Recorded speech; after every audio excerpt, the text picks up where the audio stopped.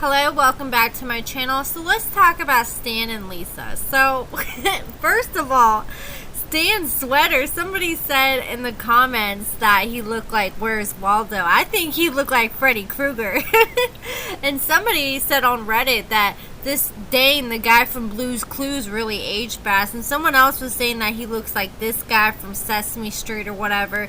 But you know, what I don't get is Stan keeps saying he's like, has $2.5 million. Yet his grill was like a $20, $30 grill that you go camping with. So let's talk about Stan and Lisa. So Lisa, she's been staying at this hotel for a week because the 2 times she tried to go around Stan, go to his house, he wanted to jump right into the bedroom. She wanted to talk, and they ended up blowing up and not being able to communicate properly. So she's been staying in this hotel, and she says she has $3,500 that she had saved up from her stimulus checks that she got while she was in prison, and she's pretty much almost blown through all of that, and so she needs Stan's help. So she's like calling Stan, telling Stan, I think we need to talk. I'm going to send you the address and the name of the hotel I'm at. So Stan pops in, and he's like, I'm so glad you called me. I wasn't expecting that. She's like, you know, we've been talking for like 8 months. I'm not trying to throw all that away over something stupid. And Stan told the producers that he's the type of guy that he trusts a person until they give him a reason not to. And he feels like Lisa doesn't have any ill will. And if she didn't love him and didn't want to be with him, then he thinks that she wouldn't be coming back. So obviously he believes she wants to make things work. So Lisa was starting to sound like Nicole for a sec. She agreed to go back to Stan's place, so while they're in the car, she's saying, you know, I haven't been touched in so long, and you're very affectionate. You like kissing and hugging, and I'm really not into all that. And Stan's like, yeah, I know, I'm learning that. So Stan and Lisa get back to his house, and he decides to cook some steaks on the grill. He tells Lisa to do some prep to speed things up, and she has no idea how to cook. She said when she was in prison, she had everyone else cook for her, and I can understand because, you know, Stan was pretty much feeding her and probably the whole pod with all the money he was sending her, so she was probably paying people to make her bed, make her food, do this, do that. So Stan starts getting the food ready, and she starts prepping, trying to figure stuff out. And Lisa told a story that when she was in prison, this one girl made brownies, and she put her, you know, stuff that comes out the other end inside the brownies and fed it to girls. And the producers were like, did you eat them? And she's like, oh, F no, I would have been in the hole if I would have ate. So while Stan was cooking the steaks, Lisa told him that he looked good on his knees. And Lisa said that she's never been an affectionate person. She's never really been shown love growing up with her family or in any of her marriages. So she really likes somebody who's submissive. And I guess that's what Stan likes to be, which we already knew that. He loves his little straitjacket and little dungeon in his basement. And Lisa said that Stan likes what she has to give. So they're sitting down, they're having dinner, they're talking. Stan's like small talk was like, I bet you didn't have this stuff in prison. And he's like, hey, I got champagne. Lisa's never drank champagne before. And it was so funny because when Stan decided to pop the bottle, he put on the glasses for like protection because he knew he was probably going to make a mess. But he looked like a pro when he was popping that bottle. So he pops the bottle, they drink champagne. Lisa said that she thought it was nasty, and Stan really wasn't feeling it either.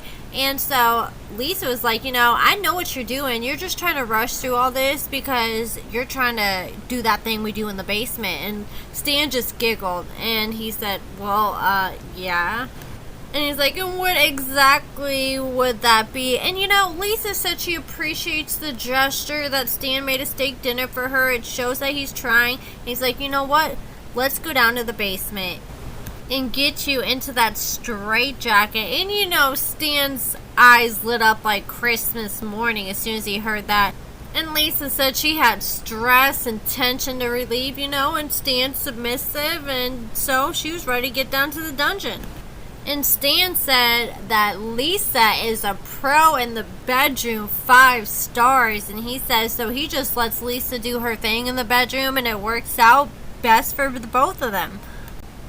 And I know what Lisa's doing, because we saw the spoilers for the next episode when they go car shopping. So she's trying to get him in that straitjacket, make him all happy, and then hit him up to go car shopping while he's in a good mood. So then he's asking her at the car dealership. They show him the spoiler for the next episode. He's like, okay, so if I buy this car for you, then that means we're on to the next step, which that would be marriage, right? And then Lisa was like, I may have not been totally honest with Stan, which I have no idea what she's talking about. I mean, we know she's still married to 2 guys, and she hasn't divorced either one of them.